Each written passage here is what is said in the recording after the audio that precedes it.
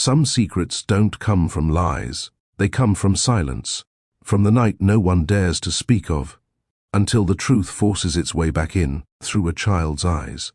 Welcome back to the channel. If you've ever kept quiet for your peace, if you've ever walked away without closure, or raised a child carrying more truth than the world could ever know, this story is yours.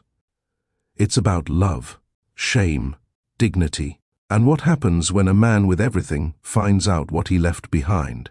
Tap, subscribe, hit like, because this one, it's not just about secrets, it's about blood. The Evers estate sat on 50 acres of manicured land just outside Charleston. With its towering white columns and sprawling gardens, it looked like a painting you weren't allowed to touch. Inside the walls, things were even quieter. Staff walked briskly, always focused. No laughter, no music, just whispered orders and polished surfaces. That night, the air smelled like rain and red wine. Mr. Graham Evers, real estate mogul, billionaire, and social ghost, had just turned 32. The mansion had been filled earlier with guests in tuxedos and tight dresses, glasses clinking and careful laughter. But now, the house was empty, and Raina Caldwell, housekeeper, invisible, unimportant, was still there, wiping shelves in the library like she always did. She knew better than to linger. Mr. Evers was known for his privacy. He didn't like noise. He didn't like questions. So when she saw him still there, tie undone, glass untouched, slouched in a chair by the fireplace, her breath caught. He didn't look like Charleston's most elusive billionaire that night. He looked exhausted, human. "You always this quiet?" he asked, voice low, "or just around me?" She froze, looked up slowly. He wasn't smiling, but he wasn't cold either. Raina straightened her back. "I'm quiet everywhere, sir." He nodded. "Makes sense." Then silence. She returned to wiping. Seconds passed. Minutes, maybe. Then came something she never expected. "I read a report once that silence helps regulate the brain." She looked over, confused. He added, "I don't think it's working for me." Her lips parted. She almost said something, then closed her mouth. Raina had seen him for months. In glimpses. He walked like someone who owned everything but touched nothing. He spoke with precision, no filler words. He never looked at the staff, never asked questions, but now he was talking. To her. Not like a boss, not like a man looking down, like someone who was tired of pretending. "Are you from around here?" he asked. "Alabama. You like it here?" "I stay out of the way here." That made him chuckle, barely, and she allowed herself a small smile. That's how it started. The power flickered. Thunder rolled outside. He stood and walked toward the window, hands in his pockets. "You ever wonder if it's worth it?" "What is?" "All of it." She didn't answer. Then he turned to her. Eyes softer now. Curious, honest. "Would you sit with me for a moment?" She hesitated, but her legs moved anyway. She sat across from him, hands in her lap, not sure if she was supposed to speak. Neither did. The silence between them wasn't heavy. It wasn't uncomfortable. It was thick with unspoken truth, like both of them had been carrying too much for too long. And in that quiet, when the storm outside grew louder, he leaned closer. He didn't touch her, didn't ask, but she didn't pull away. What happened that night wasn't rushed. It wasn't planned. It wasn't a seduction. It was surrender. He kissed her slowly, not like a man who wanted a body, but like a man who hadn't been touched in a long, long time. And she let herself feel something, for once, that wasn't fear. They didn't speak after. He handed her a throw blanket when she sat quietly on the floor with her shoes off. She watched him pull the tie from his neck, toss it aside like it choked him. Then he left the room. No goodbye, and she never expected one. Raina didn't sleep. She cleaned the same shelves she'd already wiped. She left before dawn. Head down. No one saw her. By noon, she was back on shift. He walked past her twice that day. No words, no nod, nothing. It was like it never happened. But her body remembered. So did her silence. 3 weeks later, Raina resigned. She wrote no explanation. She packed her bags, cashed her final check, and took a Greyhound bus back to Alabama without looking back at the gates. She never called, and he never searched. Raina moved in with her grandmother first, took a job at a 24-hour diner, did laundry at midnight, slept during the day. She told no one who the father was. No one asked. When Emery was born, she listed no name on the father line, just hers, and her mother's maiden name for his last. He had her nose, her cheeks, but his eyes, grey, piercing, familiar. Every time he looked up at her from the crib, she saw Charleston. She saw a man who kissed her once and never looked back, but she didn't regret it, because now her son looked at her like she was the whole world. And that was more than enough. 2 dinners, how to finish schoolwork while rocking a stroller with her foot, and how to smile through a kind of loneliness that didn't have a name. She didn't date, didn't entertain it. Most men asked too many questions, or they only saw her curves and not her weariness. She wasn't interested in being desired. She just wanted peace. Emery gave her that. He was a quiet child, curious, bright, always drawing, always watching. At daycare, the teachers would comment on how polite he was, how observant, how he always knew when someone felt sad. Raina would nod and thank them, but in her heart she already knew. He was just like his father. She tried not to say his name, not even in her mind, but it would slip sometimes, in a flash of Emery's stare, or the way he furrowed his brows when he was deep in thought. He was 5 now, and he was asking harder questions. Why don't I have a dad? Did he die? Did he not like us? Raina would breathe in slowly and say the same thing every time. You have me, baby, and I love you enough for 2 people. But some nights that answer didn't feel big enough, especially when he cried quietly and said, "But I still want to know who he is." She hadn't planned to ever open that door. The door to the past, to that night, to Charleston. But when they were at the clinic for his checkup, the pediatrician casually mentioned doing a full panel on Emery, for future planning, to know what ran in his blood. You can even do the optional ancestry scan if you want, the nurse added. Sometimes it helps down the line. Allergies, conditions, that sort of thing. Raina hesitated. But something in her shifted. Maybe Emery deserved to know. Even if she never told him the truth outright, at least the answers would be there quietly in case he needed them one day. She consented. They swabbed his mouth, gave her a tracking code, told her to check the results online in 2 weeks. She didn't think about it after that. Life went on. She picked up extra hours at the clinic where she worked reception. Emery started kindergarten. She took pictures of him in his little vest and backpack, holding his homemade sign. He grinned, revealing a missing tooth. That night, after he fell asleep, she sat in bed with her old laptop and remembered the test. She typed in the code, clicked view results, and everything she thought she had buried 5 years ago hit her like a brick. G. Evers, parent match, 99.98%. Raina didn't breathe, didn't blink. It had his full name. Graham Evers. There was no mistaking it. The same man who hadn't spoken to her since that night. The man who ran half of Charleston with a signature and a phone call. His DNA was sitting in a private database, and now it had linked to her son. She slammed the laptop shut and covered her mouth, chest heaving. Her hands wouldn't stop shaking. She didn't know what scared her more, the truth being out there, or what Graham would do if he found out.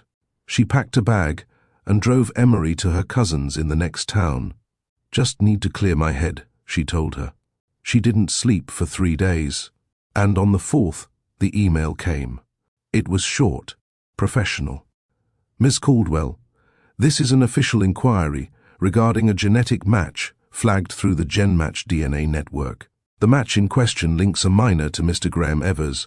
Our legal department requests clarification of this result. Please respond to arrange a formal conversation. There was a phone number, an address. Her stomach dropped. She didn't respond. A week passed. Then two. She told herself it would go away, but it didn't. One Tuesday morning, as she was tying Emery's shoes for school, she heard a car pull up outside. Not just any car, black, polished. Quiet engine, the kind that didn't belong on her street. She opened the door and froze. He was standing there, Graham, in a dark coat, collar turned up, hands in his pockets. He hadn't changed, maybe a little older, a little harder in the jawline, but the same grey eyes, the same silence. He didn't speak for a moment. Then, calmly, "I want to see him." Raina stepped outside and closed the door behind her, leaving Emery inside. "You don't get to show up here," she said, her voice low. "Not after 5 years. I didn't know. You didn't care to find out. I didn't know there was anything to find." She folded her arms. "And now you think you can waltz in because some DNA site told you something?" He didn't flinch, but she saw it. The tight pull in his throat. "I'm not here to make demands," he said. "I just need to know." "You want to know?" Her voice shook. "He's smart, he's kind, he likes to draw, he hums when he's focused, and he knows you don't exist." There was a long silence. Then the door creaked open. "Mom?" Emery peeked out, holding a crayon in one hand. He looked up at the tall stranger on the porch. Graham looked down slowly and froze. The crayon fell. Emery tilted his head. "Who's that?" Before she could answer, Graham knelt, instinctively, like something inside him broke. "What's your name?" he asked gently. "Emery. Nice to meet you, Emery. His voice caught. "I'm a friend of your mom's." Emery squinted at him. "You have my eyes." Raina's heart stilled. Graham smiled faintly. "I noticed that too." Emery turned back inside. "I'm gonna finish my rocket." And just like that, the door clicked shut. Raina stared at Graham. He stood slowly and pulled something from his coat pocket. A card. He handed it to her. His personal number. "I won't come back unless you say I can." She didn't take it. "I don't want your money," she said sharply. "I know," he replied. "You never did."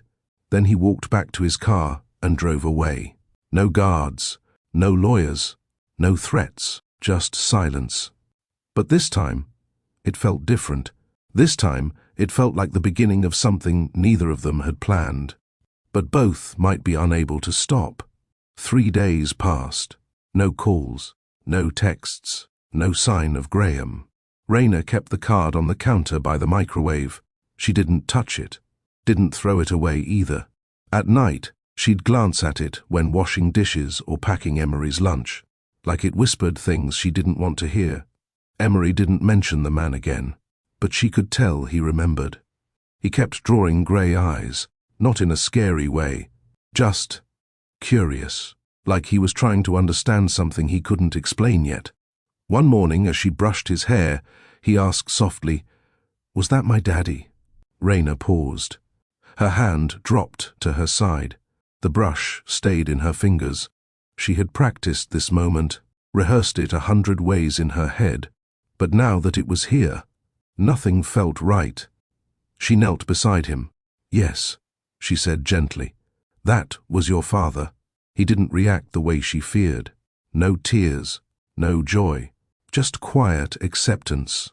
"Do I have to live with him now?" "No, baby," she said. "You live with me, always." "Does he live far away?" "Yes. But he knows where we are now." Emery nodded. He looked nervous. Raina smiled. "So did I." He turned back to his crayons. The conversation was over, for now. But in her chest, something stirred, like a door had been cracked open, and the air couldn't go back to stillness. That evening, she found herself holding the card, not dialing it, just holding it, memorizing the number even though she told herself she never would. The next morning, a package arrived. It was hand-delivered, no return label. Inside, a stack of books, children's books, graphic novels, brain puzzles, A note in crisp handwriting on top. For Emery. No obligations. No pressure. I just want to be present, even if it's from a distance. No signature. But she didn't need one. She folded the paper carefully and tucked it into her purse. That night, Emery fell asleep with a new book on his chest. The next week, a large envelope arrived. Inside was a letter from a lawyer. It was short, straightforward. Mr. Evers acknowledges full paternity and is not contesting custody. He wishes to establish supervised visits at your discretion and offers financial support, though no obligation is expected. Raina read it twice. The final line stood out most. He does not wish to disrupt your lives. He wishes to belong, if you allow him to. She sat at the table for a long time after that, watching Emery push peas around his plate. Would you want to see him again? She asked quietly. Emery shrugged. He seemed nice. Would it make you happy? I don't know, he said. Maybe. That was enough for her. She called the number that night. Graham picked up on the second ring. He didn't say hello, just waited. I got your things, she said calmly. And the letter, I meant every word. I know, she replied. Then silence. I'll allow a visit. 1. You'll come here. No gifts this time. Just you. Of course. She hesitated. He doesn't need a billionaire. He needs someone who won't disappear. I understand. We'll see, she said. Then she hung up. The visit was scheduled for Sunday afternoon. No suits, no drivers, no staff. Just Graham. He arrived on time. Raina had kept the house simple. No candles, no forced effort. Just clean floors, juice boxes in the fridge, and Emery's art on the fridge door. Graham stood on the porch, a small bag slung over his shoulder. He wore jeans, a navy sweater, no watch. He looked normal. She opened the door, nodded once. Emery was already on the living room rug, trying to fix a rocket puzzle he had half finished 2 nights ago. Graham knelt beside him without a word. No, hey, champ. No awkward hug. Just, do you need help with that? Emery looked up, nodded, and they got to work. Raina stayed in the kitchen, watching through the small open archway. There was no magic moment, no slow music or wide-eyed hugs. Just 2 people, one small, one grown, sitting on the floor figuring out where each piece fit. At one point, Emery asked, Did you build rockets when you were little? No, Graham said. But I wanted to. Why didn't you? No one taught me how. Emery passed him a piece. It's easy. You just keep trying. And Graham smiled. That was the moment. Not a tearful reunion, but a soft sentence spoken by a child who had no idea how much he was healing a man. After 45 minutes, Raina walked in. Juice. Break. They paused. Graham didn't rush to overstay. As she poured into small plastic cups, he stood. I appreciate this, he said quietly. I'm not doing it for you, she replied. I know, but thank you anyway. He paused. I'd like to come again. If that's okay. We'll see, she said again. Then he left.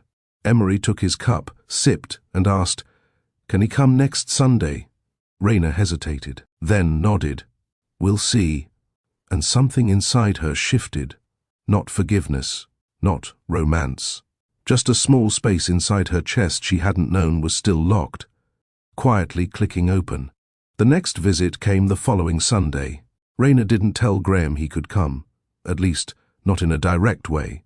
But when she sent a short text that simply said, Emery will be home after 2, we'll be in the backyard, he responded with one word. Understood. That afternoon, the sun was gentle, not too hot, not too cold. Emery was drawing chalk rockets on the cracked patio pavement while Raina sat on the porch steps, sipping iced tea from a mason jar. Graham arrived on foot. No car in sight, no entourage, no suit, just him. And this time, something was different. He didn't hesitate. He stepped into the backyard like it was sacred, like he was walking on ground he didn't own, but wanted to honor. Raina watched him approach. She didn't rise, didn't greet him. She just said, "He's been waiting to show you the chalk drawing." Graham nodded and knelt beside Emery again. "This is the space one," Emery said, pointing to the biggest one outlined in orange. "And this is the emergency rocket. What's that one for?" "In case the first one doesn't work," Emery said with a grin. Graham chuckled, then asked, "What's the most important part of a rocket?" Emery tilted his head. "The nose?" "No," Graham said, pointing to the base. "This. Without a strong foundation, everything else falls apart." Emery stared at the chalk base, like he understood more than Raina expected. Raina looked away quickly, biting the inside of her cheek. After a while, Emery got up to use the bathroom. Graham stood, brushed off his jeans, and faced Raina. "You're a good mother," he said simply. She didn't reply. "I mean it," he continued. "He's thoughtful, smart, confident. That's you." Raina looked down at her drink. "Don't say that like you weren't part of it." "I wasn't," he said. "Not really. DNA is something," she said softly. "No," he corrected. "It's everything and nothing. You built him. You stayed. You sacrificed. He paused. "I blinked, and 5 years passed." She finally met his eyes. "Why didn't you ever think to ask about me after that night?" Graham breathed in slowly. "Because I knew I didn't deserve the answer." Raina held his gaze for a long, still moment. "You didn't," she agreed. "But he did." The next Sunday, Graham returned again. Then, the next. And the next. It became routine. Familiar. Quiet. He never brought gifts. Never pushed for more than time. He listened. He watched. He asked Emery questions no one had ever taken the time to ask. And one evening, while they sat in the living room watching Emery build a Lego spaceship, Raina found herself laughing, genuinely, at something Graham said. He looked at her for a beat longer than he should have. And she saw it, the memory of the night in the library. But this time, it wasn't guilt in his eyes. It was something warmer, something quieter, admiration. She looked away first. That night, when she tucked Emery in, he asked, "Mom, do you like him?" She sat beside him. "What do you mean?" Emery shrugged. "You smile more now." She smoothed his hair, unsure of what to say. "I like how he talks to me," Emery whispered. "Like he's trying to learn who I am." Tears pricked her eyes. She kissed his forehead and whispered, "That's because you're worth knowing." Later, after cleaning the kitchen, she stepped outside. Graham was still there, standing beside his car, hands in his pockets, like he wasn't sure if he should leave. She walked over, arms crossed. Not defensive, just cold from the breeze. "He loves your company," she said. "I love his," he replied. They stood in silence for a while. Then she said quietly, "He doesn't know how messy all this is, and I want to keep it that way." Graham nodded. "I don't want to bring him confusion." She tilted her head. "And what about me?" He took a step closer. "I don't want to bring you confusion either." Her breath caught. "But you are," she said. "You're showing up, being patient, kind. It's not what I expected." He gave a faint smile. "It's not what I was taught, but it's what I've learned to become." She didn't move, and neither did he. But in that stillness, something spoke louder than words. There was no going back. Not to the version of herself that thought he'd always be absent. Not to the version of him that didn't know what fatherhood looked like. They were rewriting everything, quietly, slowly, with every visit, every look, every time Emery reached for his hand. That night, Raina lay in bed unable to sleep.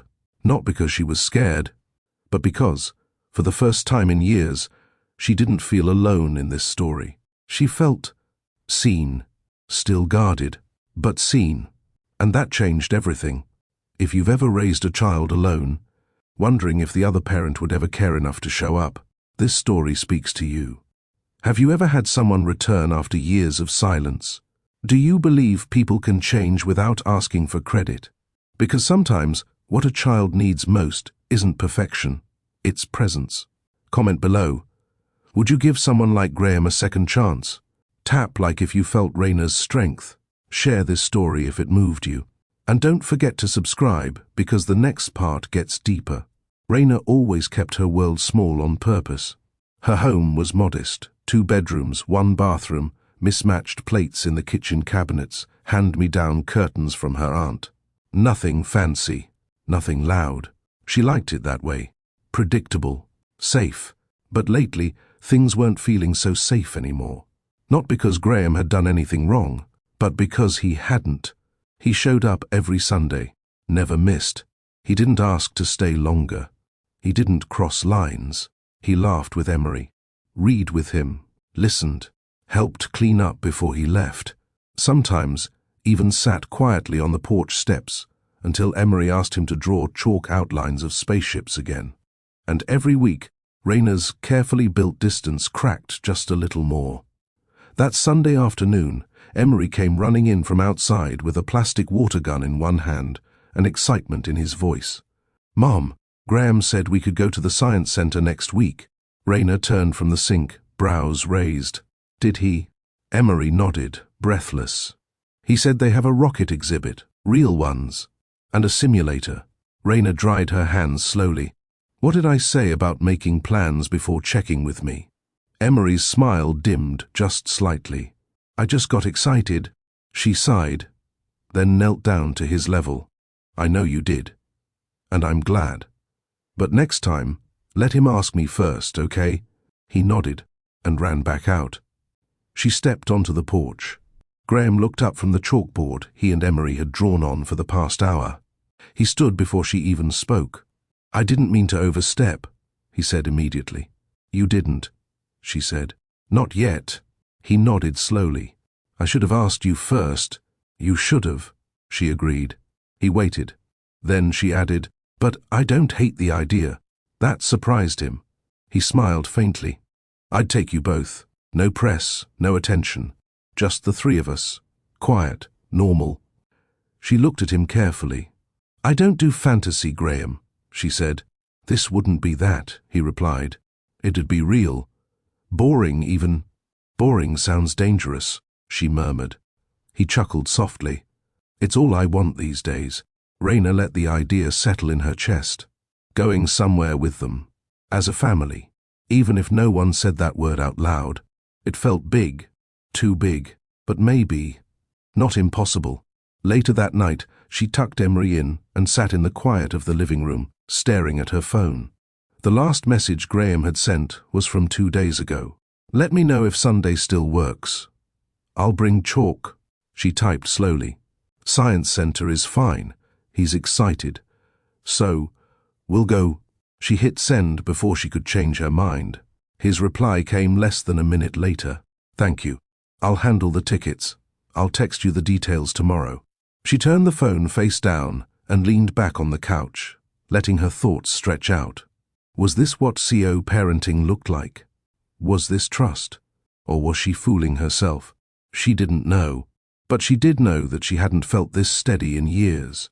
Even with the fear. The next Saturday arrived with soft skies and light wind. Emery wore his best button-up. Raina curled his hair at the ends like he liked. Graham arrived in a regular car, no driver. He wore jeans, a white t-shirt, and a grey hoodie. Nothing flashy.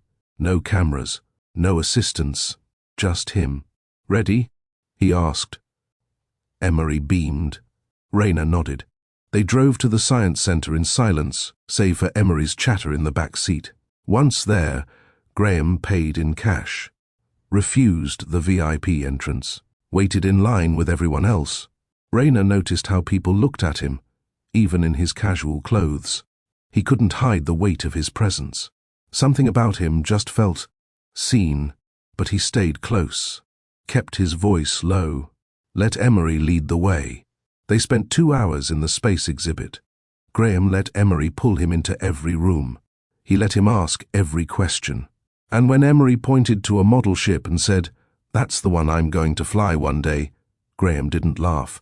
He said, "Then I'll be there when you take off." Raina watched from a step behind. She wasn't used to seeing men keep their word. Not in her life.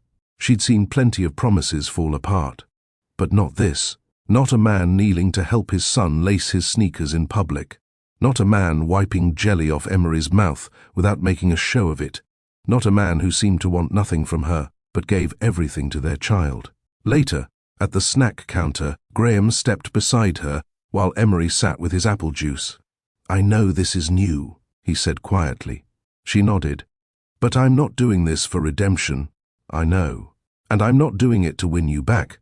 She looked at him sharply. He held her gaze. "I'm doing it because I missed the beginning, but I want to earn the middle." Raina exhaled slowly. She said nothing, but her silence didn't push him away this time. It held him in place. After the trip, back in the car, Emery fell asleep in the back seat, head tilted, mouth slightly open, one hand still holding a souvenir spaceship. Graham pulled into Raina's driveway and turned off the engine. Neither of them moved. "Thank you," he said softly, "for letting me be part of today." She nodded. "Thank you for showing up." He glanced back at Emery. "Do I have your permission to keep doing that?" She didn't answer right away. Then, softly, almost afraid of her own voice, she said, "Yes." It wasn't a full surrender, but it was enough. That night, when she finally lay in bed, Raina didn't cry. She didn't overthink. She didn't flinch when she remembered the night 5 years ago. Instead, she closed her eyes and saw Emery's smile, and Graham's quiet, steady hands tying his son's shoes. The following week, things shifted again, not in any grand or dramatic way, but in quiet, steady rhythms. Graham didn't wait for Sunday this time. He texted on Wednesday, "Can I pick him up from school Friday, take him for ice cream?" Raina stared at the message for a long time. It was simple, clear, no pressure. She typed back slowly, "He has a spelling test. If he studies Thursday, sure." 2 dots appeared. "Then I'll quiz him Thursday. Let me know what time." She wasn't ready for that. Letting him into the routine? Into the schoolwork and weekday rhythm? That was something different. But something in her said yes before her fear could say no. Thursday evening, Graham showed up at her doorstep with a small notebook and a printed word list. Emery ran to the table with a grin, already pulling out pencils. Raina stayed close, arms folded, watching them from the kitchen doorway. "Spell astronaut," Graham said. Emery scrunched his face. "Astronaut." Graham nodded. "Nice. How about galaxy?" Emery grinned. "Galaxy." Raina didn't step in once. She didn't have to. Graham was patient, calm. He didn't laugh when Emery got orbit wrong the first time. He just asked him to try again. When it was over, Emery said, "This was better than flashcards." Graham smiled and passed him a small sticker from his pocket. Well earned. Later, after Emery was asleep, Raina walked Graham out. The air outside was crisp, early fall. "You're good with him," she said. "Not good enough to make up for the years I missed." "No," she replied.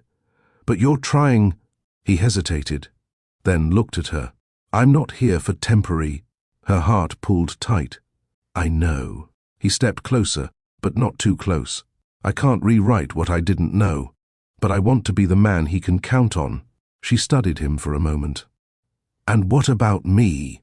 His eyes didn't flinch. "I want to earn that too, slowly. If you'll let me."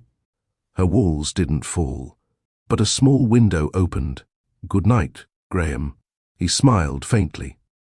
"Good night, Raina." The next day, he picked Emery up from school and took him for ice cream.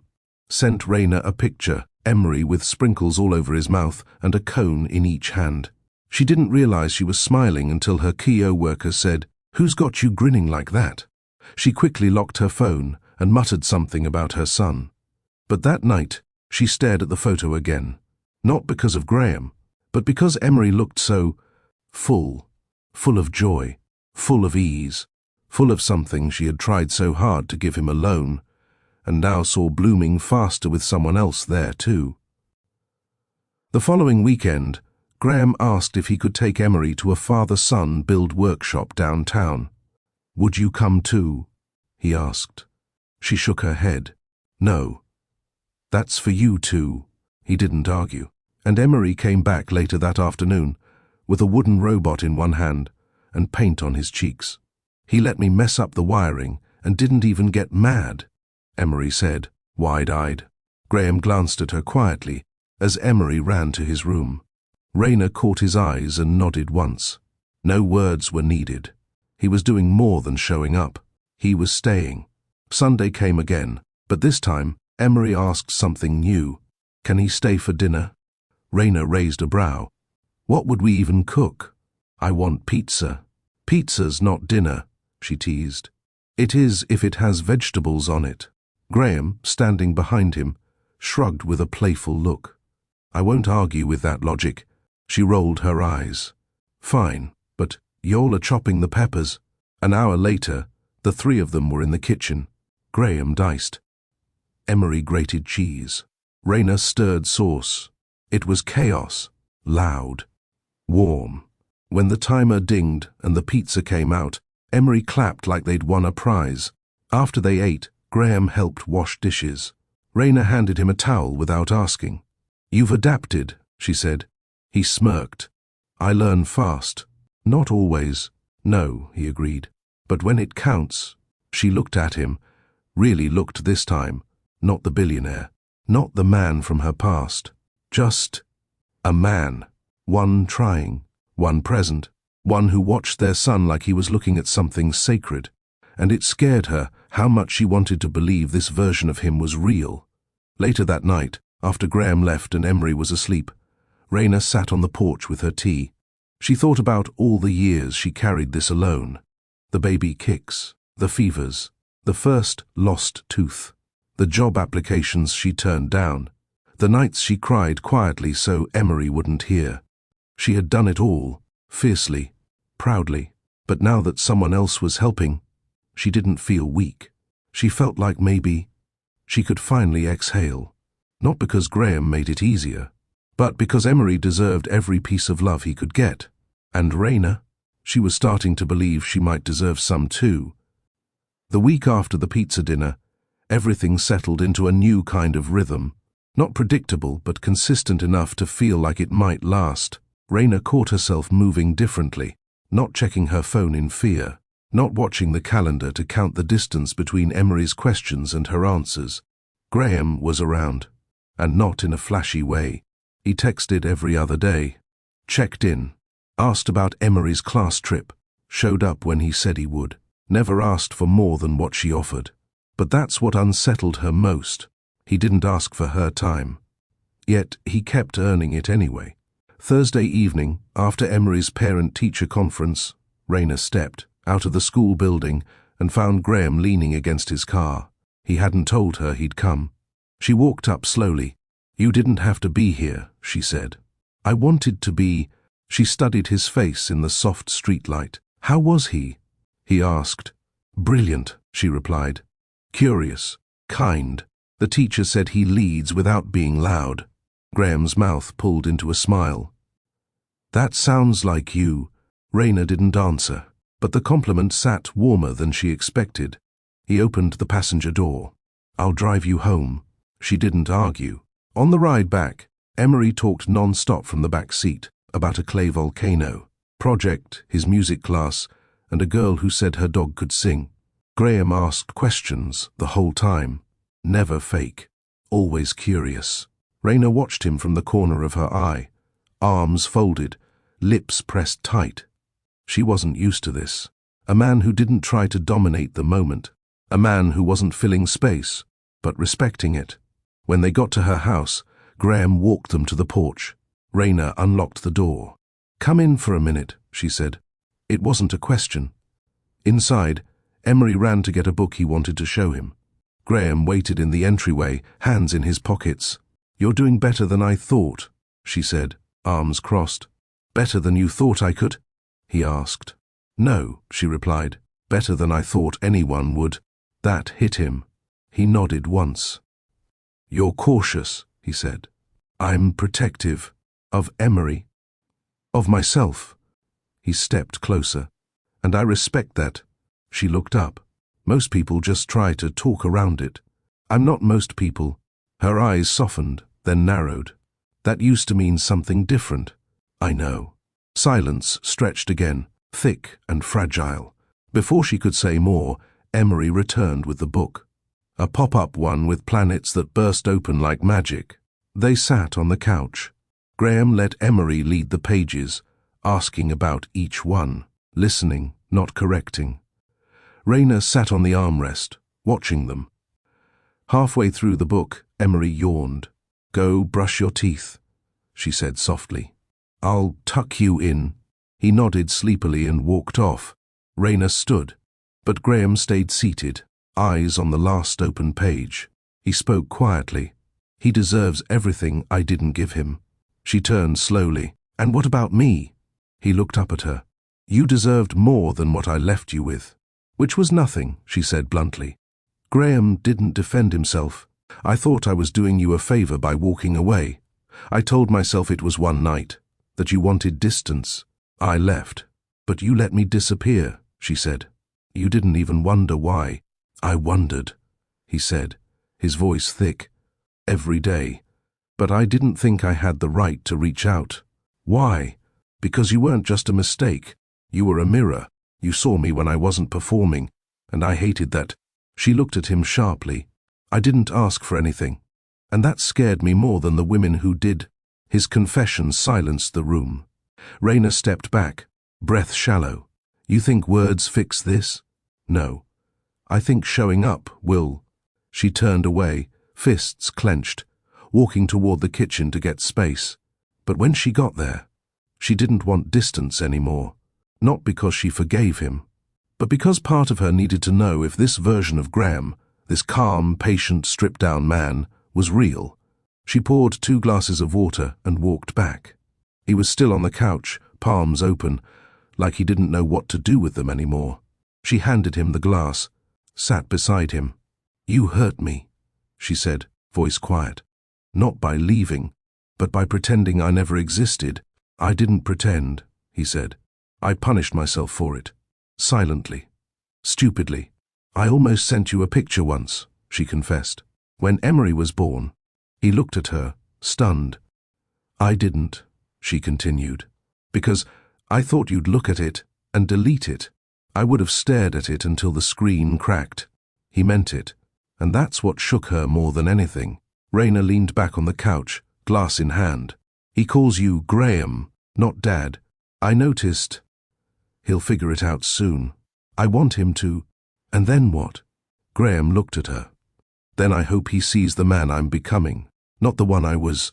She swallowed hard. "And me." His voice was lower now, almost a whisper. "Then I hope you believe the man I'm becoming is worthy of knowing you again. Not having, not claiming. Just knowing." The room was too quiet. Her heart beat too loud. But she didn't run. She didn't close off. She just breathed. And for the first time in 5 years, she let the silence between them mean something. Raina never believed in second chances. Not in love. Not in trust. Not in anything that could fall apart without warning. She'd built her life on hard-earned certainty. Routines that worked. Boundaries that protected.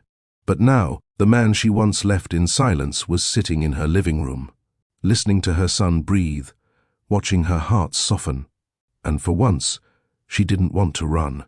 Later that night, after Graham left, Raina sat at the edge of Emery's bed, brushing her fingers across his hair.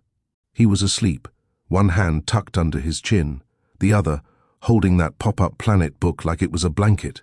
She whispered, "You always deserved both of us." And for the first time in a long time, she didn't feel guilt saying that out loud. Not because Graham had done enough, but because she'd kept her son safe, loved, whole, and now she was letting him receive more love, without fear that it would undo everything she had built.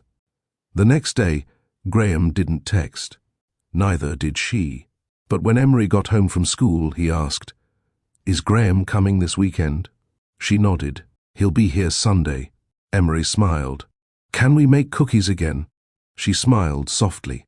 "If you help with the dishes." Deal. Sunday came.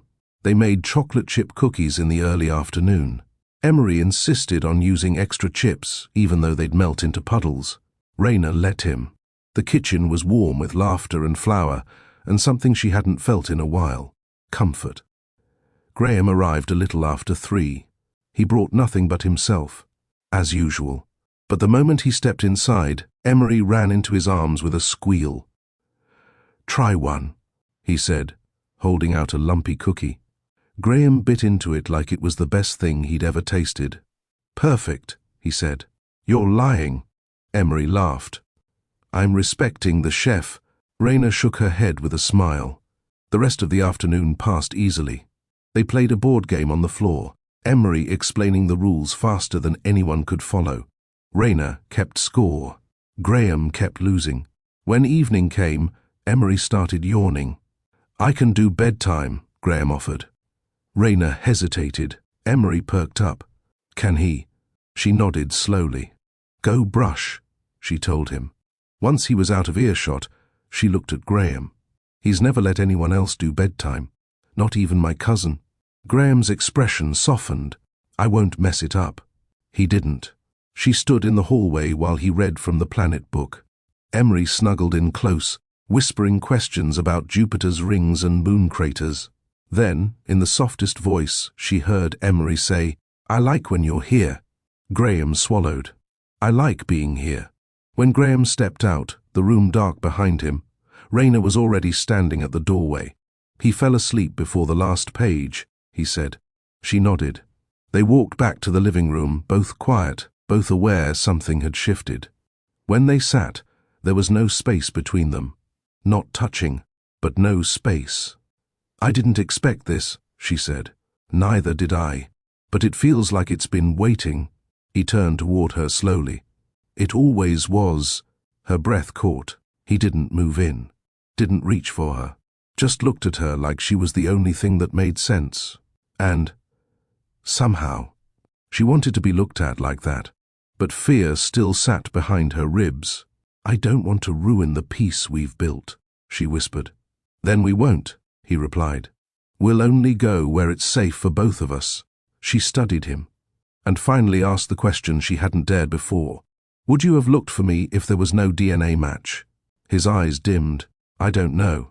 But I should have." "That's not an answer. It's the only honest one I have." She nodded. Honesty didn't fix everything, but it was a better start than silence. "I used to picture you walking past me like I never mattered," she confessed. "I did. Not enough. I didn't know how to care then," he admitted. "Now I do. Not perfectly, not loudly, but deeply." They sat in silence again. Then, softly, she asked, "Are you staying in Charleston long?" "As long as you'll let me. I mean beyond this house. I have a place I keep. Empty. Waiting. I could start living in it again. Do you want to?" "I want to be close. Not just for Emery," he added. "For you too, but only if you're ready." "I'm not," she said honestly. "Then I'll wait," he replied. "And while I wait, I'll keep showing up." That night, when he stood to leave, she walked him to the door. But she didn't say good night right away. Instead, she looked up at him, unsure, exposed. "I don't trust easily. I don't expect you to. But I'm trying." His hand brushed hers. Just once, softly. "I know," he said. "And I see you." The door closed behind him, and Raina stood still for a long while, not because she was frozen, but because, for the first time in years, she wanted to stay exactly where she was, right in the middle of healing, with no need to run, no reason to hide, and maybe, just maybe, a reason to hope. Raina didn't believe in borrowed peace. She believed in earned stillness. The kind that came after you cried hard and worked harder. The kind that came after you were left and still stood. So, when her mornings started feeling light again, she didn't smile too fast. But the difference now was this: she wasn't the only one carrying the weight anymore. Graham was there, not in some grand romantic gesture, but in the small, necessary places: the lunch drop, offs, the spelling reviews, the forgotten jacket picked up from the school office before she even got the call. It had been 2 months since the DNA report, and Graham hadn't missed a Sunday or a single moment Emery invited him into. One Saturday morning, Emery asked if Graham could come to his school's fall family festival. He said he could help with the booth, Emery said casually over cereal. Raina looked up. He offered. Emery nodded. He said he's good at hammering things. She raised a brow. We're not building a house, baby. It's a beanbag toss. He shrugged. Still needs setup. Can he come? Raina hesitated, then said, You should ask him. That afternoon she sent Graham a text. Fall Fest is Friday. Emery said you volunteered. Still true? He replied, I'll bring my toolkit and my worst shirt. On Friday, Raina stood behind a booth covered in dollar store streamers and smiling pumpkins. She wore jeans, a jacket, and the name badge the school insisted all volunteers use. Raina Caldwell, Emery's mom. She hadn't expected to see that name beside someone else's until, well, never. But Graham arrived on time, in a black hoodie and baseball cap. No attention, no distractions, just him. Hi, he said, carrying a crate of supplies. You're early, she replied. You're not surprised. They both smiled. Emery came running up with a handful of tickets. Can we go to the slime table later? Graham looked at Raina. She nodded. After clean-up. He grinned and ran off again. Graham stayed the whole afternoon. He lifted the heavy boxes, reattached one of the canopy poles when it collapsed, handed out beanbags to every kid who walked up. No one treated him like a billionaire. He didn't act like one. And Raina started to see him not just as Emery's father, but as part of her world, even if she didn't know where to place him in it yet. At one point, her CO volunteer, a talkative woman from PTA named Jonna, nudged her and asked quietly, Your husband? Raina blinked. No, just Emery's dad. Jonna gave a slow smile. Well, he looks at you like you could be. Raina didn't respond, but she felt that comment in her throat all day. After the festival, Emery fell asleep in the back seat, worn out and sticky with cotton candy. Graham carried him inside without asking. He tucked him in without waking him. When he stepped into the living room, Raina was already seated, shoes off, rubbing the arch of her foot. You okay? He asked. Long day. He nodded, sat on the floor near her. You were good with the booth, she said. I like projects with short-term results, he replied. Makes me feel useful. You are. He looked at her. You don't say that often. Doesn't make it less true. They sat in silence for a while. Then Graham said, Do you ever think about what would have happened if I had reached out back then? I try not to, but if I had. She sighed. You weren't ready then, and now. I don't know, she said honestly. But you're here. That's more than I expected. He nodded. Then, softly, I want to be more than here. One day, she didn't look at him, but she heard it, felt it. I know. He stood to leave. She followed him to the door. As he stepped outside, he turned. You trust me now?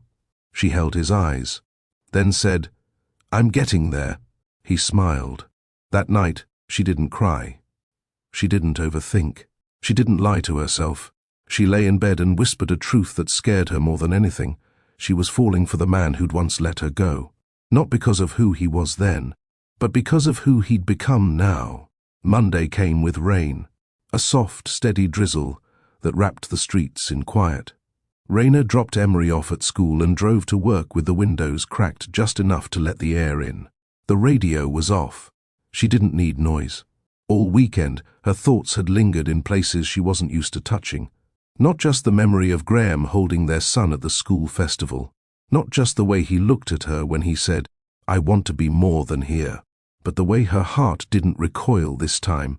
That scared her more than she wanted to admit. At work, she filed reports, returned calls, smiled at patients in the clinic's waiting room. But inside, she kept replaying a single moment. Graham kneeling beside Emery, letting him lead a science experiment with complete attention, like nothing else in the world mattered. That night, when she picked Emery up, He jumped into the car grinning. Graham said we could visit the aquarium next weekend. He found a new one. Raina pulled out of the school lot slowly. Did you tell him you'd have to check with me first? Emery nodded. He said it too. Only if your mom agrees. She sighed softly. We'll see. But she already knew what her answer would be. At home, she reheated leftover rice and baked fish, served it in bowls, and sat at the table while Emery rattled on about jellyfish and bioluminescence. He listens, Emery said at one point, like, with his whole face. Raina smiled. He should. He said he used to be quiet when he was a kid too. But his mom didn't always like that. Her fork paused mid-air. He said that. Emery nodded. Said she wanted him to be loud and strong. But he was just still. Raina swallowed. What else did he say? That he's still learning how to be loud in the right ways. Emery blinked. I think that's why he tells me he's proud so much. Raina didn't answer. She didn't have to. Her heart already had. Later that evening, after Emery had gone to bed, she sat on the porch. No music, just rain and a cup of chamomile. She sent a text. He told me what you said about your mother. Graham replied almost instantly. Did it bother you? She typed, no. It helped. He responded, it's easier to be real when the truth doesn't scare me anymore. She stared at those words. It's easier to be real when the truth doesn't scare me anymore. That's what this was, wasn't it? Two people, once broken by silence, learning how to live in the open. The next evening, Graham showed up with Emery's favorite takeout, rotisserie chicken and mac and cheese. He brought enough for all three of them, even though she hadn't invited him to stay. But she let him. They ate around the table like they'd done it 100 times. Can I show him the drawing? Emery asked with his mouth full. Swallow first, Raina said, then nodded. Emery ran off and returned with a sketch pad. He opened it to a page. 3 stick figures, a tall one, a curly-haired one, and a small one with a crown. Graham smiled. Who's the king? Me, Emery said proudly. You're the rocket builder. Mummy's the boss. Raina laughed. Fair enough. Graham studied the drawing. Can I keep this? Emery nodded. Graham folded it gently and slid it into his coat. After dinner, while Emery played on the rug, Graham offered to help with the dishes. They stood side by side at the sink. He washed. She dried. This is weird, she said softly. He looked over. Why? Because it feels normal. He nodded. Normal isn't so bad. No, she said. It's not. He glanced at her hands. You used to wear a ring on that finger, not a wedding one, just a small one. Green stone. She looked down. My mother's. I lost it the night I left Charleston. He hesitated. I found it. In the staff quarters. I kept it. She turned slowly. You did? He nodded. I didn't know what it meant until later. She watched him. Do you still have it? Yes. Why? He dried his hands. Because it was the last thing I had that proved you were ever really there. She didn't speak. Couldn't. The silence between them wasn't sharp this time. It was thick with understanding. You can have it back, he said. I don't want it back, she whispered. Not unless it comes with something real. His voice was lower now. Closer. I'm trying, Raina. I see that. He reached for the dish towel again, letting her have space. You don't have to know yet what we are, or what we might be. I just want to keep showing up until you feel something steady under your feet. She leaned against the counter, hands damp, eyes soft. I'm scared, Graham. I know. She looked at him. But I think I want to be scared with you. His shoulders relaxed. Then we start here, he said. Tonight. She nodded. Tonight. He helped Emery with bedtime again. Raina stood in the hallway, arms folded, heart fuller than she could process. When he stepped out, she whispered, next weekend. Aquarium's a yes, he smiled. She didn't walk him to the door this time. She let him find his way out, like he belonged there. Because maybe he finally did. Raina didn't know what to call this anymore. It wasn't co-parenting. Not just. It wasn't dating. Not quite. It was something gentler. Something real. Something unfolding slowly, like leaves turning before the fall.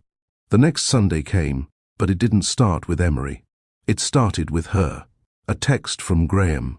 Would it be okay if I came by early? Just us. I want to talk before I see him. Her first instinct was to wonder what went wrong, but she silenced the voice of old fears and replied, "Come at 11. At exactly 11, his car pulled up. He didn't have flowers, or gifts, or a dramatic expression. Just himself, in a dark green sweater, clean jeans, no cologne, no performance. She opened the door before he knocked. "You okay?" she asked. He stepped inside. "I think so. Can we sit?"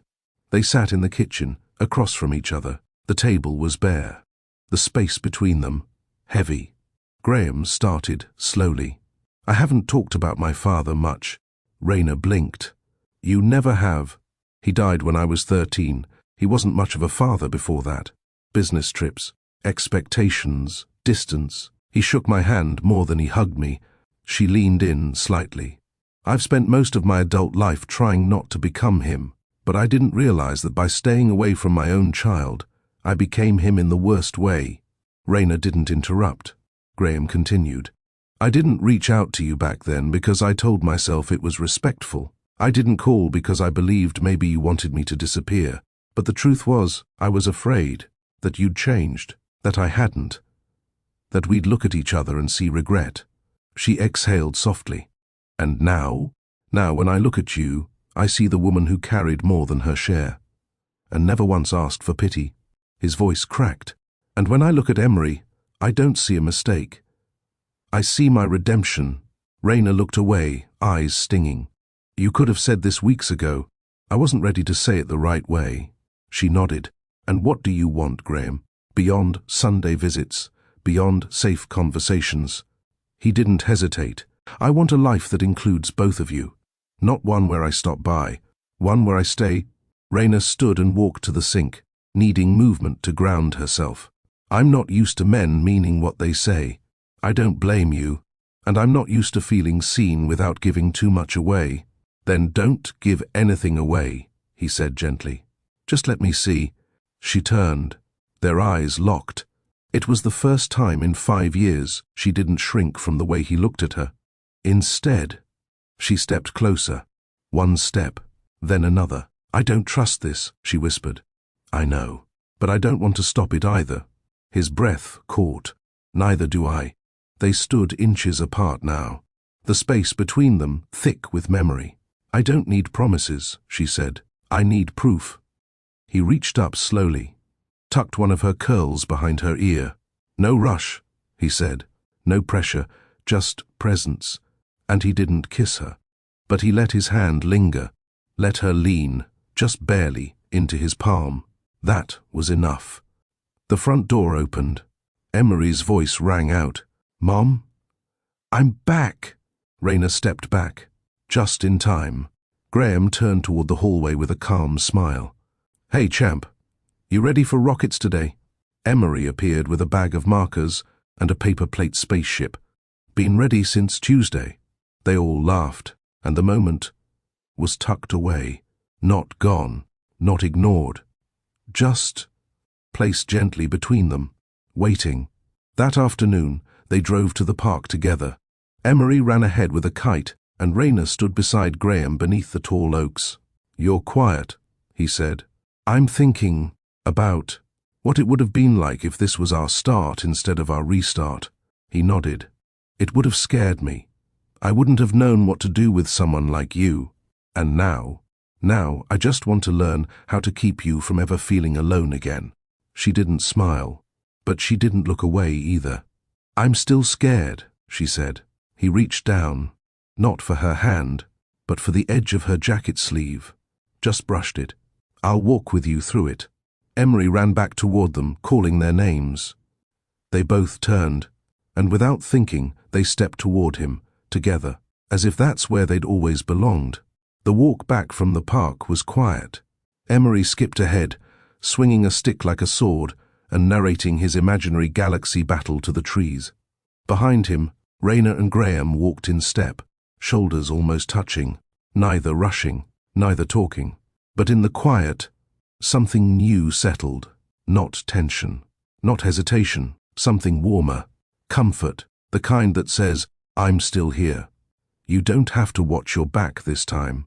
When they got to her porch, Emery sat on the steps, pulling off his sneakers. "I want grilled cheese tonight," he declared.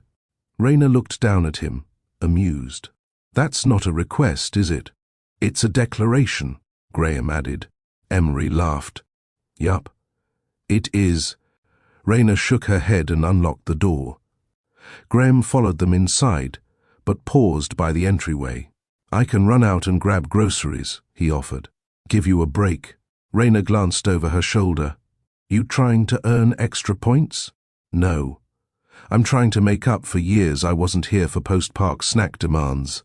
She didn't smile this time. She stared at him. Quiet, serious. "I'll make the grilled cheese," she said. "You can stay if you want." He nodded once. "I do." In the kitchen, Emery sat at the table, drawing a three-headed alien with crayons, while Rayna pulled out bread and cheese. Graham stood beside her without asking, opened the fridge, grabbed the butter. It was easy. Too easy. He sliced while she spread. He flipped the sandwiches while she poured juice. They didn't talk much. They didn't need to. But when Emery went off to shower after dinner, Rayna stayed behind in the kitchen, drying the last dish. Back turned to Graham. "You saw me," she said quietly. He looked up. "When?" "That night. In the library." "I did." "You didn't just see a maid." "No," he said. "I saw someone who didn't ask me to be anyone else." She set the dish down, turned. "That scared you?" "Terrified me," he said honestly, "because it felt safe, and I didn't know how to trust peace back then." She stepped forward slowly. "I hated you for how easy you made it to leave. I hated myself for making it easier. I carried that night like it was shame," she whispered. "Like I did something wrong." He stepped closer, carefully, always checking her eyes. "You didn't." "I know that now." She didn't move when he reached for her hand. She let him take it. "I still don't know what this is," she said. "You and me. You don't have to name it. But I want it to be real. It already is." She swallowed. "I don't want to be your guilt. You're not. Or your redemption. You're not that either. Then what am I?" He looked at her, eyes steady. "You're the only woman I've ever wanted to show up for without needing to be forgiven first." Her breath caught. The kitchen felt smaller, or maybe warmer. She stepped even closer, until her chest brushed his. "And if I let this happen, if I let us happen, I can't do it halfway." "Then don't," he said. "But take all the time you need." She looked up at him. "I want to know if you'd still be here, even if Emery wasn't in the picture." "I would," he said without hesitation, "but I wouldn't be worth your time then. I am now." That answer broke something open in her. Not in a painful way, in a freeing way.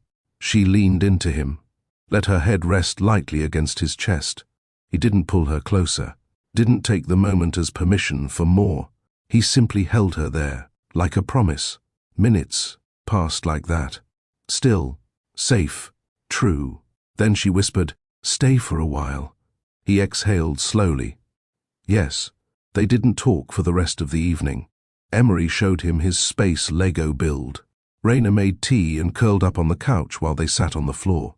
And when it was bedtime, Emery said, "You can tuck me in too, Graham. It's okay now." Rayna's chest squeezed. Graham kissed Emery's forehead after the lights went out and whispered something only the boy could hear. And when he returned to the living room, Rayna was still there, waiting. She didn't hand him a blanket. She didn't suggest he leave. She simply said, "Sit." He did, and they sat there in silence, sipping tea, the porch light flickering outside the window. For the first time in a long time, Rayna didn't feel like a woman recovering from abandonment. She felt like a woman who had built something real, with her own two hands. And now, someone worthy was asking to stand beside it, not change it. not save it, just be part of it. And that was enough. Have you ever loved quietly, because speaking it felt too risky? Have you ever stood in the same room with someone who once broke you, and realized they'd become the safest place to land? If you've ever had to rebuild your trust one small moment at a time, you're not alone. Because sometimes healing doesn't come with fireworks. It comes with grilled cheese, quiet evenings, and showing up without being asked. Drop a comment. Would you let someone back in if they started showing up for real? Tap, like if you felt the warmth of Raina's peace. Subscribe to stay with this story, because what's coming next will test the quiet they've built. Share it with someone who knows what it means to take love slowly. By the time October settled in, their new rhythm no longer felt new. It felt lived in, like the kind of softness you don't notice until you miss it. Graham didn't have to ask to come by anymore. He just texted, heading over after work. Need anything?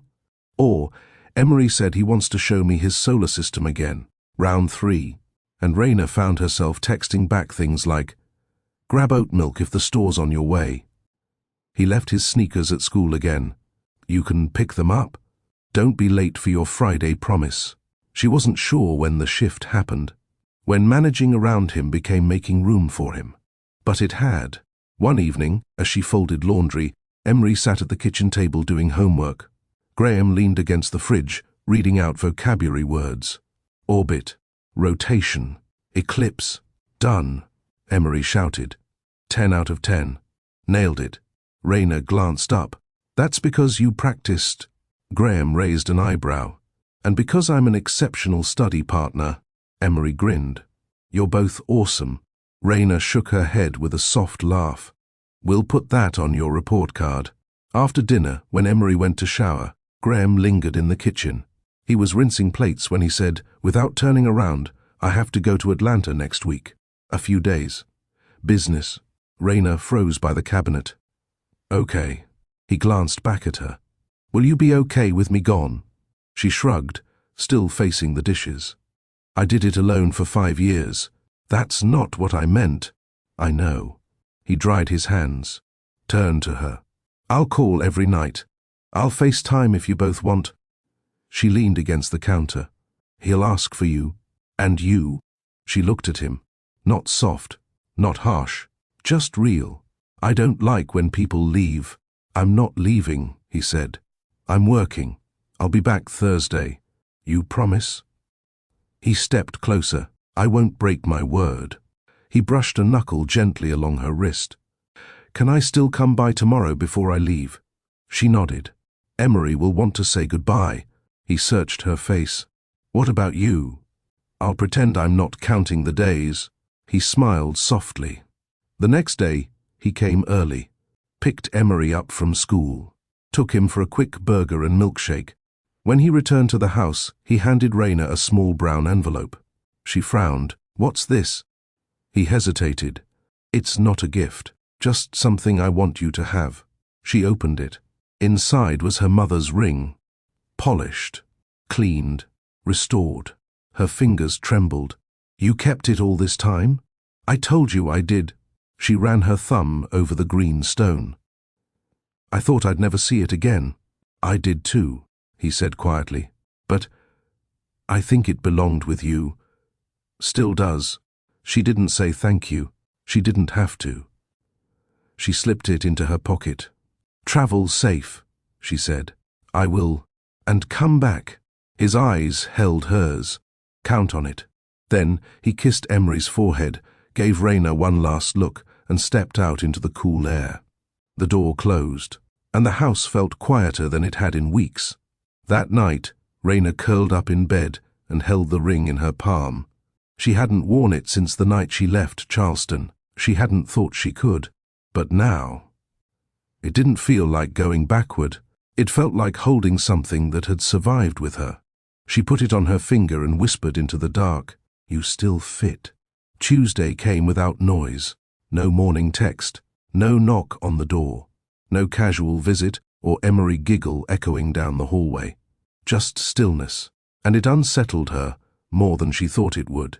Raina wasn't the type to admit missing someone out loud, but when she pulled Emery's jacket from the school hook and saw Graham's folded note in the pocket from last week, "Don't forget to be awesome today," she sat down on the edge of the couch and didn't move for a while.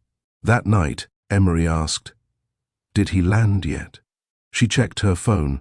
"No updates." "I'm sure he did," she said softly.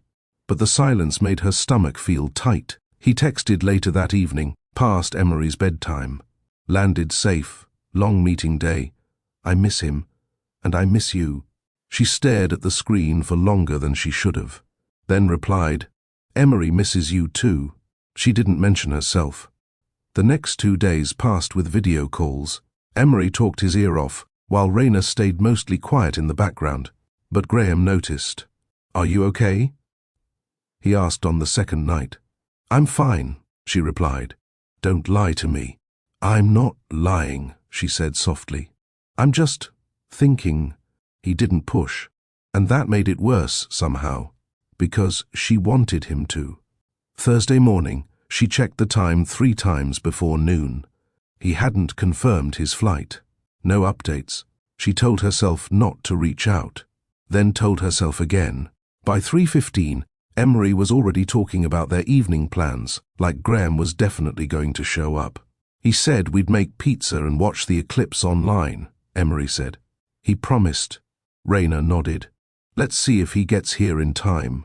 At 5:48 p.m., headlights hit the driveway. Emery shouted from the living room, "He's here!"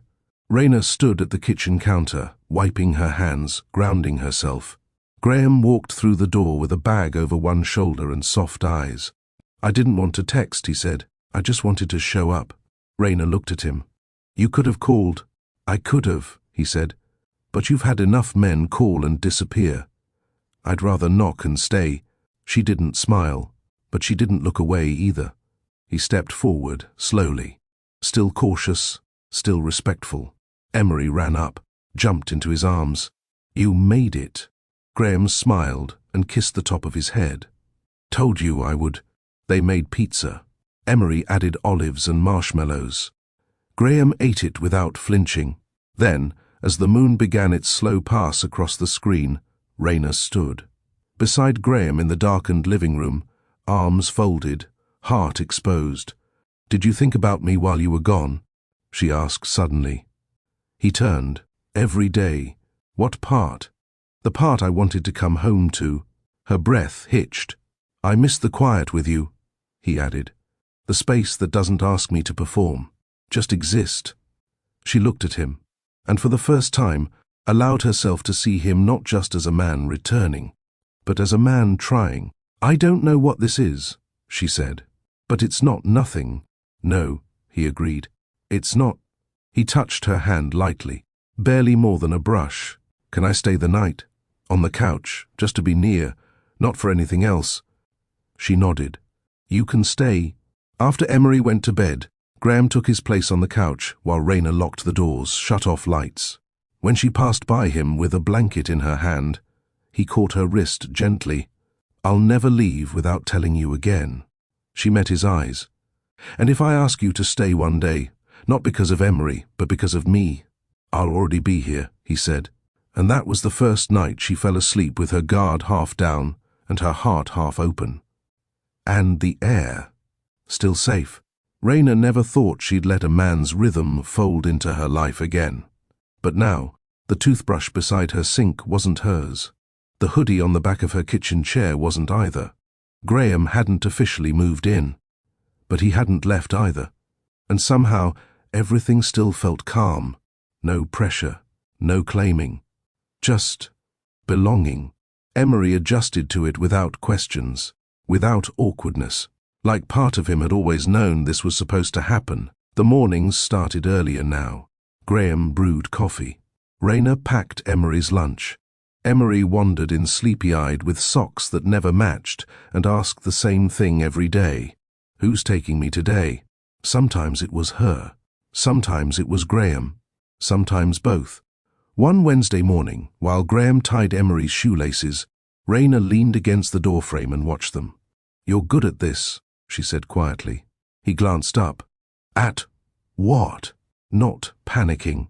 He smiled. I save that for boardrooms. She tilted her head. You don't panic there either. Maybe I do, he admitted. But with him? Everything slows down. Later that evening, Raina walked into the living room and found Graham asleep. On the couch with Emery sprawled across his chest, a book open between them. She didn't disturb them.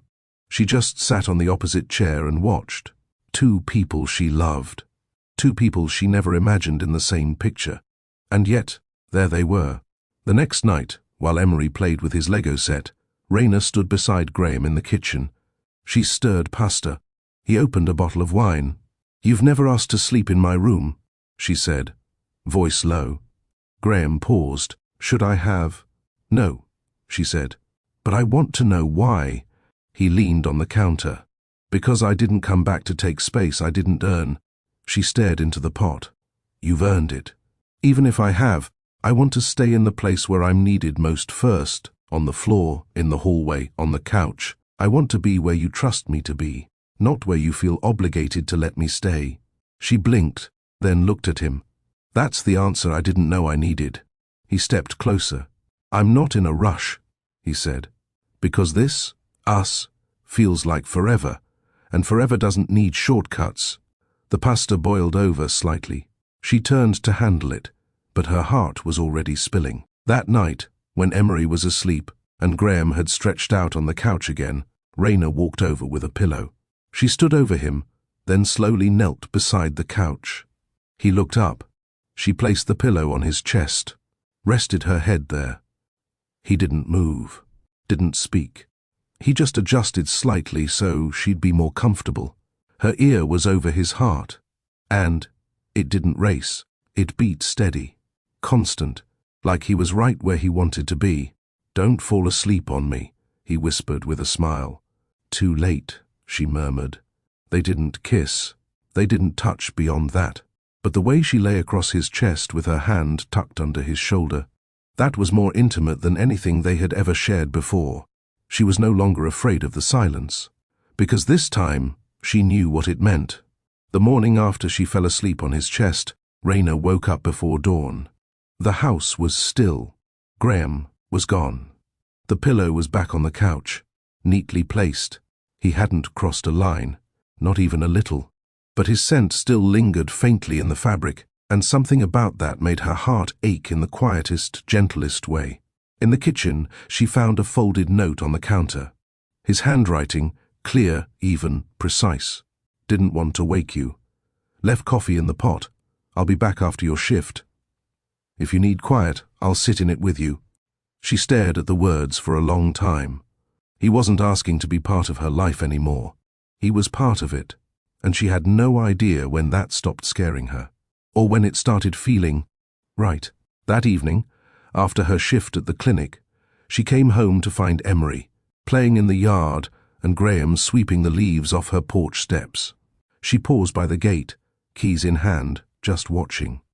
He didn't see her at first, but the moment he did, his eyes lit up, not with effort or performance, just peace.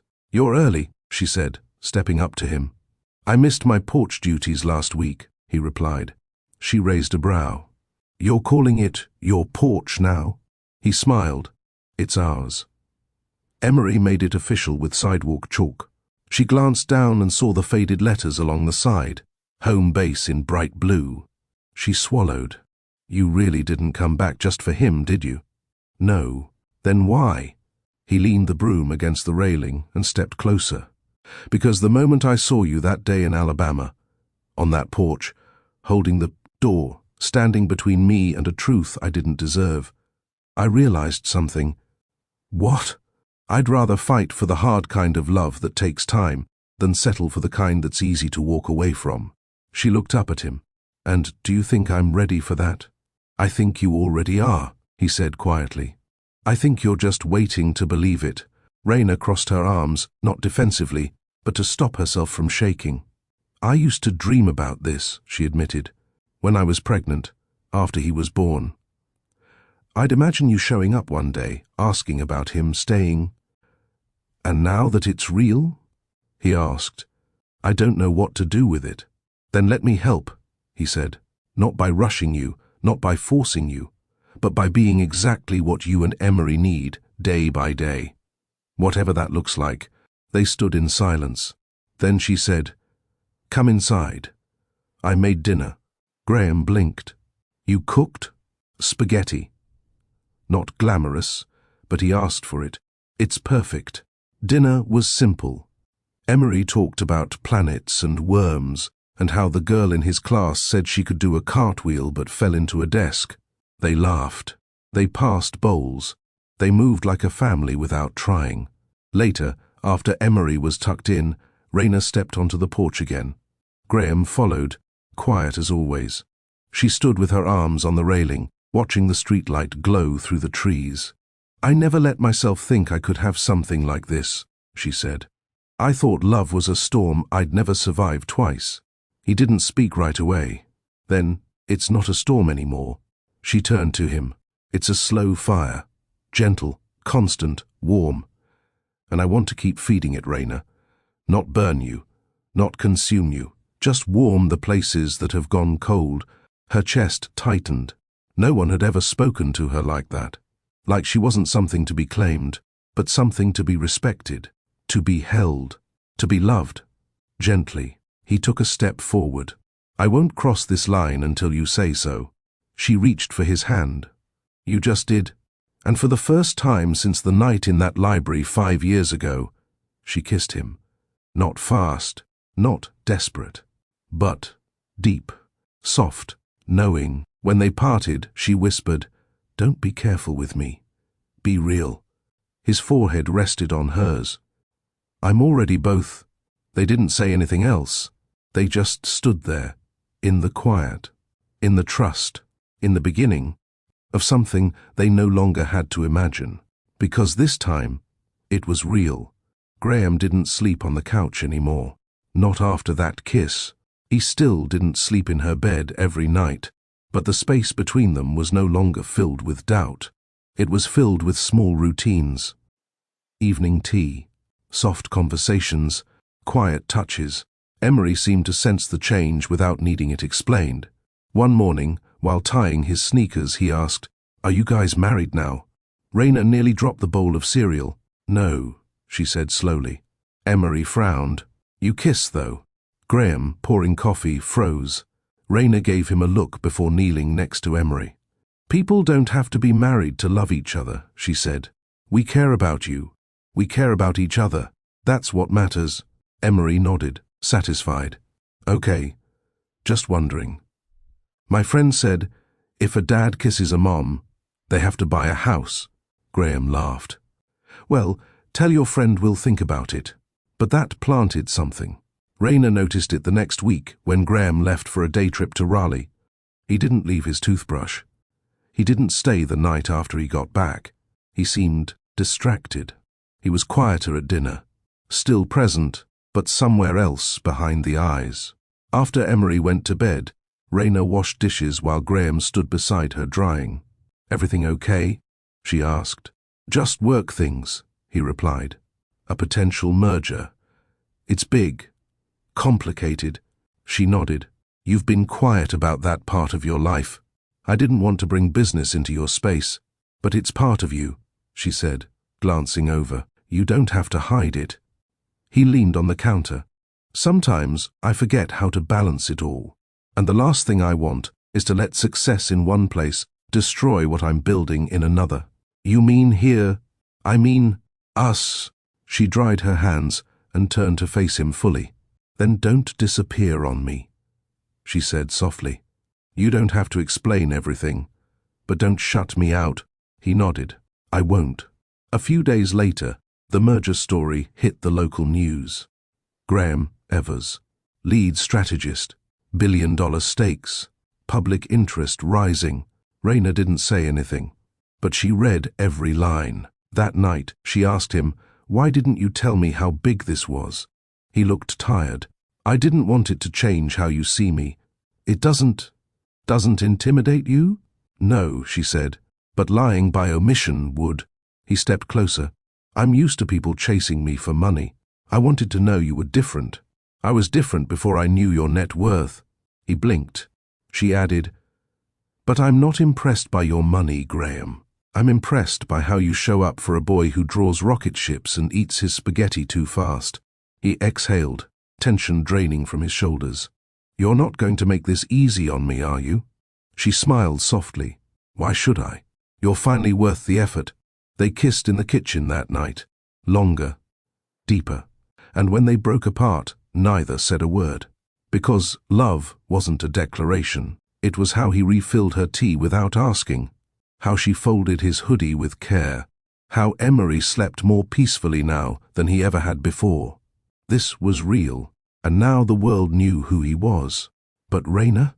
She knew who he'd become. By Saturday morning, the local paper had printed an op-ed about the merger. Graham's name was in bold across the headline. The man behind the deal. Graham Evers returned to power. Underneath was a photo of him, taken from a recent gala Raina hadn't known he attended. He stood between two executives in tuxedos, flashing a rare smile, and on his arm was a woman. Blonde, glossy, confident. Raina stared at the image over her cup of tea. She read the caption, "Graham Evers and Sierra Wynn at the Raleigh Venture Gala." She folded the paper, slowly.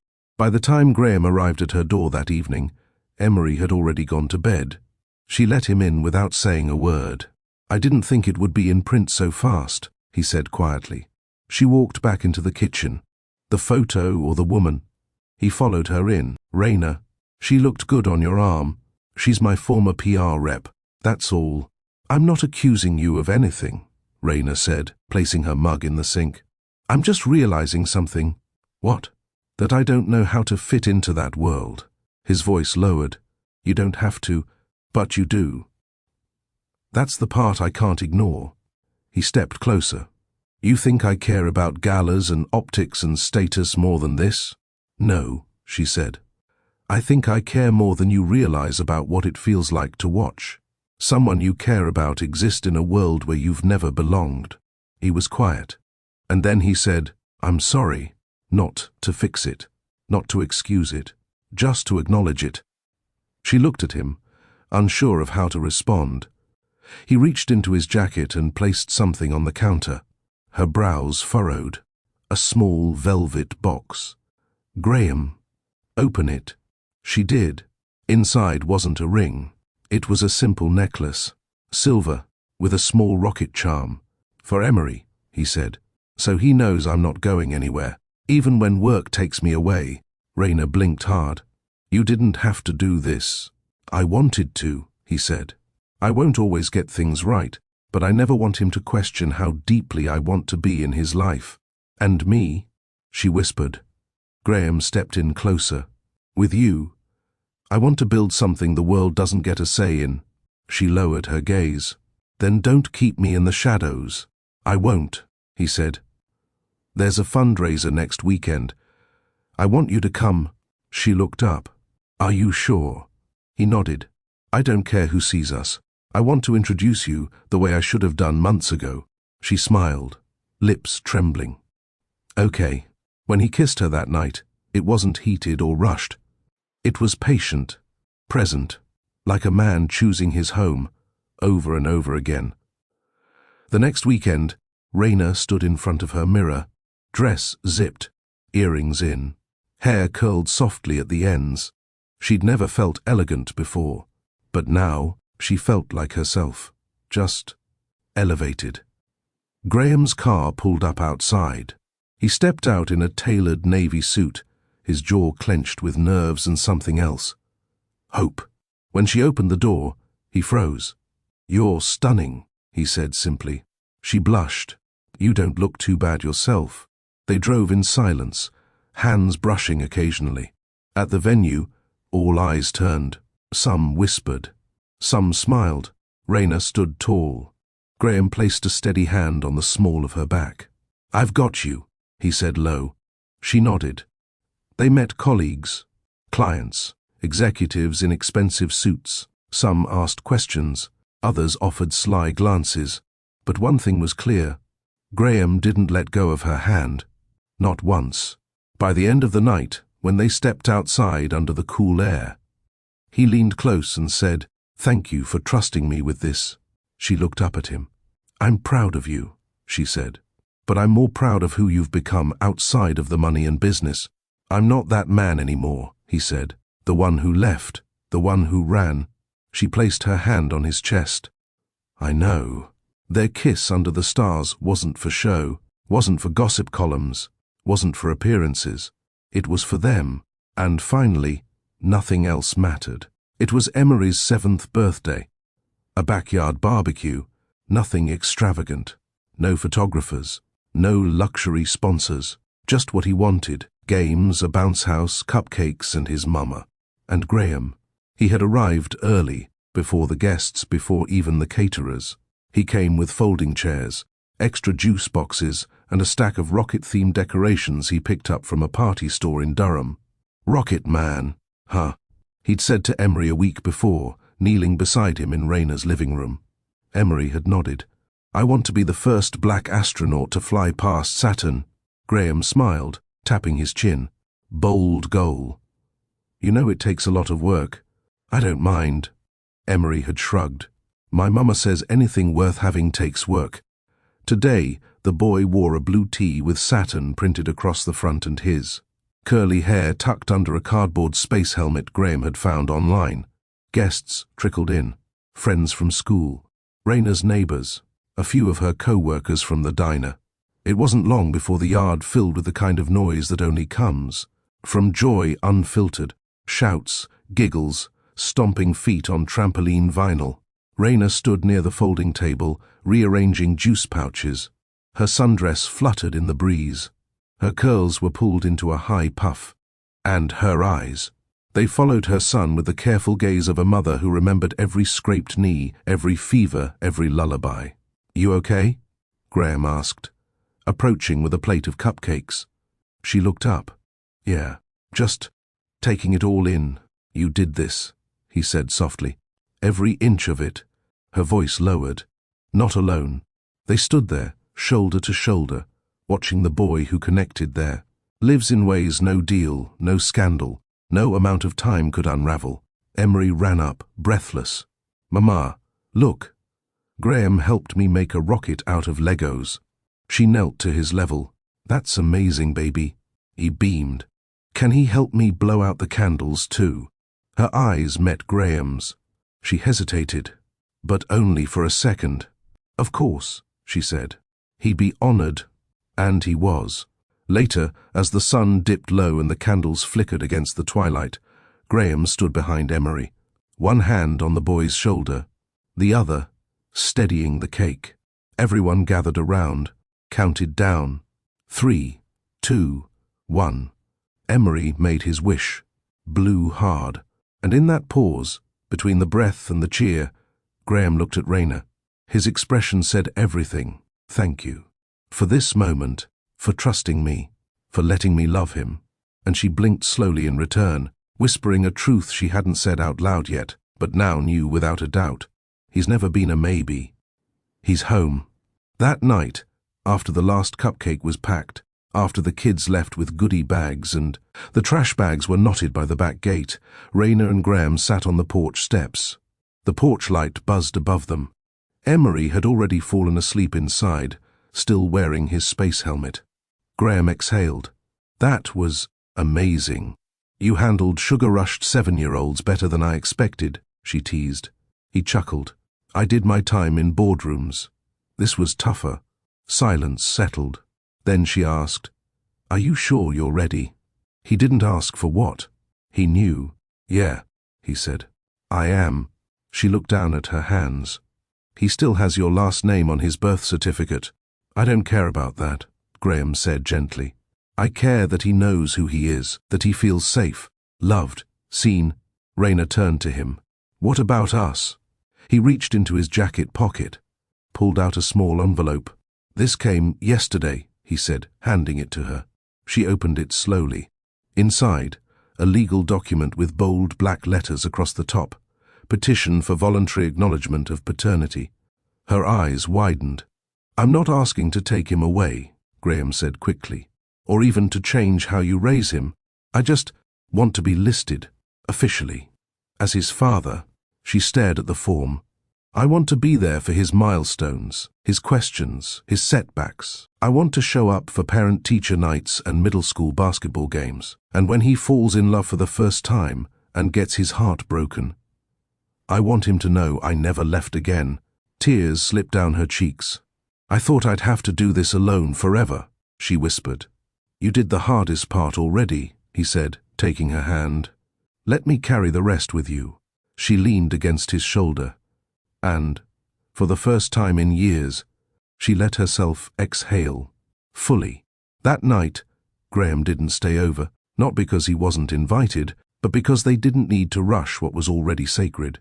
Before leaving, he knelt by Emery's bed, brushed his curls back from his forehead. "Proud of you today," he whispered. "Big wish, big heart."